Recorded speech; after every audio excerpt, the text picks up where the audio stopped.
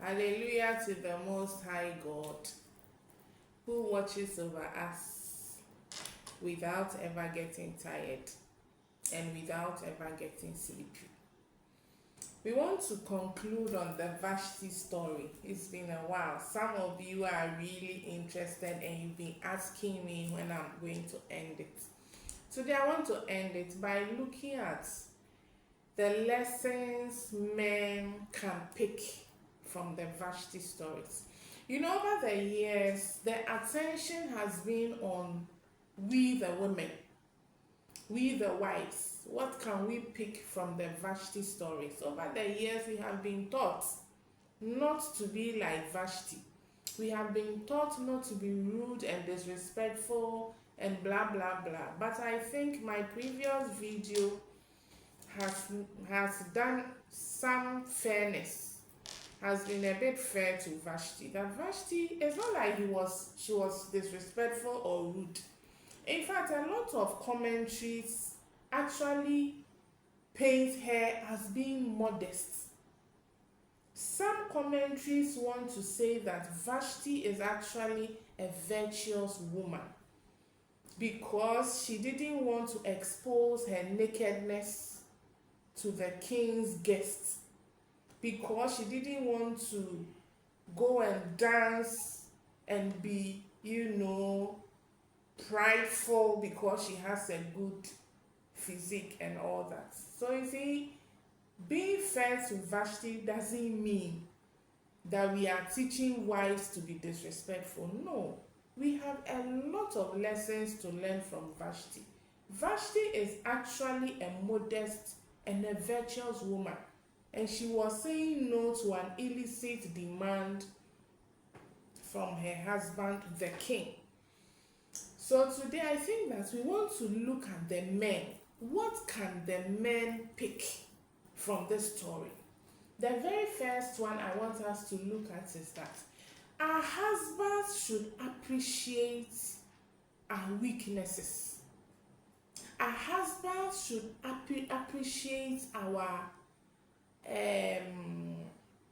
vulnerabilities. Our husbands should appreciate it when we succumb to sicknesses, tiredness, fatigue, and all that. Now, when you read the Bible, the very first chapter of Esther says, verse 4, for a full 180 days, the king displayed the vast wealth of his kingdom and the splendor and glory of his majesty. Where would the wife be? It was a party. The wife is surely hosting the guests. The wife is preparing food.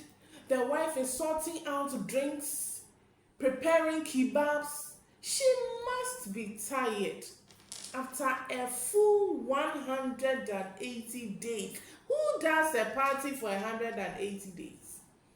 I'm a pastor's wife. I mean, sometimes I host parties, but mostly I host church programs. I host church conventions. Mostly we do it for 3 days. And after 3 days, come and look at me. Mostly, how many people do I host? Just one speaker. There are times the speaker will come with 2 or 3 people. After the 3rd day, I am toast. I am tired. There was a time that as a church we tried holding conventions for 4 days. I didn't like it. I didn't enjoy it. We will start on Tuesday, go to Wednesday, Thursday, and we want to end on Friday. We tried having 4-day programs, and I personally didn't like it because by the 4th day, I am tired, I am exhausted, I am spent.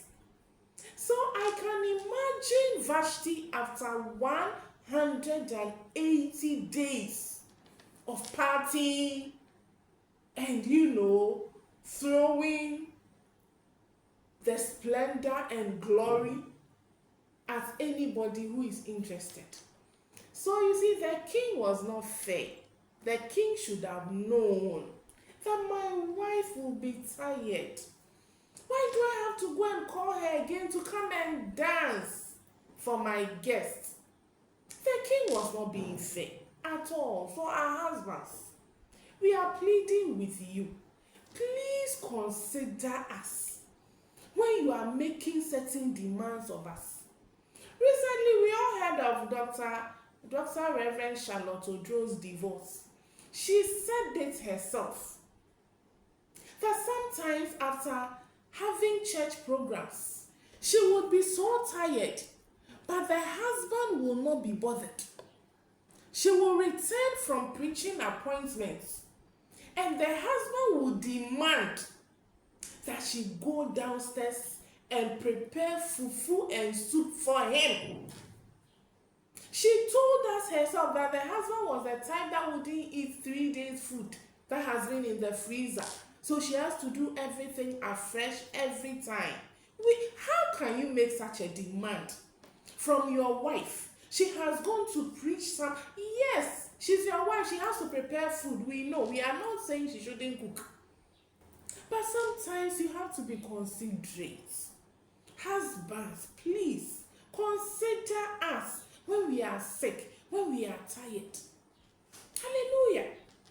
For instance, your wife has just delivered a baby through CS just after 1 week, and you want to have sex with her. When her wounds are fresh, the wounds have not healed. You should be considerate. Husbands, we are begging you. Consider. The word is consider. Be considerate. So you see, the king was not considerate. He didn't consider that it's been a whole 180 days and that his wife will be tired. He come and dance. And dancing takes energy. So you see, let's not be too quick to condemn Vashti. Let's not be too quick to condemn Vashti and other women like her. She was tired. I'm sure she would be sick. I love it when husbands sometimes enter the kitchen to cook for their wives because the wife is indisposed. The wife is not well. The wife has just delivered a baby. So the husband is helping with cooking, is helping with washing. This is what we are talking about. So please, our husbands, we beg you, consider it. When sometimes you need things from us and we give excuses. Of course, we are not saying every day we are sick, we are tired, but this is a peculiar issue. Vashti's issue is very peculiar. And I know a lot of wives sometimes find themselves in this situation, like Charlotte Odro's issue. That is what we are saying. Hallelujah. Hallelujah.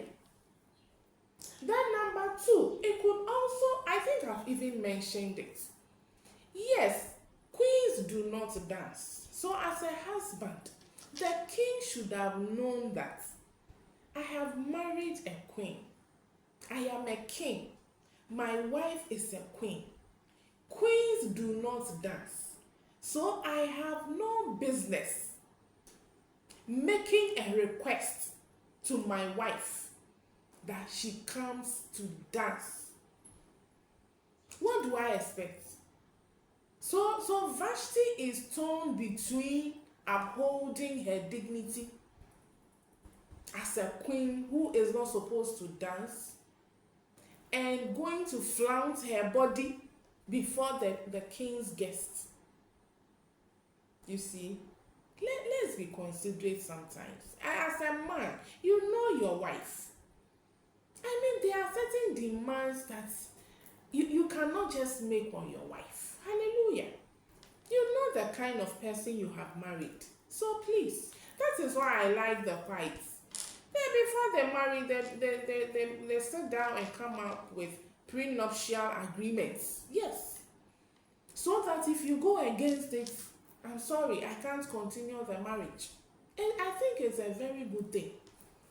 But outside of the world, we don't have such things. And even as Christians, we don't have such things. So let's meet ourselves halfway. As I try to be a good wife, as I try to perform my duties, you, the man, should also meet me halfway. Try to help. After all, somebody said, we the wives, we are there to help you. So you help us to help you. We have come to help you and you want to leave all the burden on us. It will be too unbearable. And then you will see that we will start misbehaving. When in fact, it is not our making. When in fact, it is the demand from our husbands that are pushing us to misbehave. Yes. Sometimes you see a woman misbehaving, it's nothing. It's just that she's tired of the burdens the husband is putting her through. So husbands, we are pleading with you. Consider us. Consider us when you want to make certain demands. It is not fair. It is not fair when you want to make certain demands of us. I remember this woman, she's a pastor's wife. She said there was a time in her life when she had to fry plantain chips and put it on her head and go and hawk in town just to make money to take care of her house. And her husband will be sitting in his car riding in town. And when the husband sees her, the husband will be honking, pop, and everybody at the roadside will see that that's the husband going. The husband is riding in a posh car, passing, and the wife is hawking plantain chips in the hot sun. It is not fair. It is not fair. I'm not saying she shouldn't work. There are women who sell. There are women who sell in town. There are women who walk. But at a certain class, at a certain level, with a certain, a certain class, you don't expect your wife to go hawk plantain chips by the roadside. And you have the nerves to be honking when you are passing. You are not even ashamed of yourself. How many men have cars and drive cars and will sit down for their wives to go and sell plantain chips by the roadside? You see, some men make us mad. And in fact, this woman, as she was talking, she was very hurt. She was hurt. The husband had the money, and if you don't have money, at least you have money to buy fuel into your car. It means that your wife shouldn't be hawking plantain chips on the roadside. So sometimes you men, you push us. But let's take a cue from Vashti's story. Let's take a cue from Vashti's stories. Some men can just be so nasty to their wives that they make them do hard work, hard labor, and then you see that yes, you are a wife, so you have to go into the trenches and work because you are a woman. Yeah. No, at a certain level, you should pick your wife up to join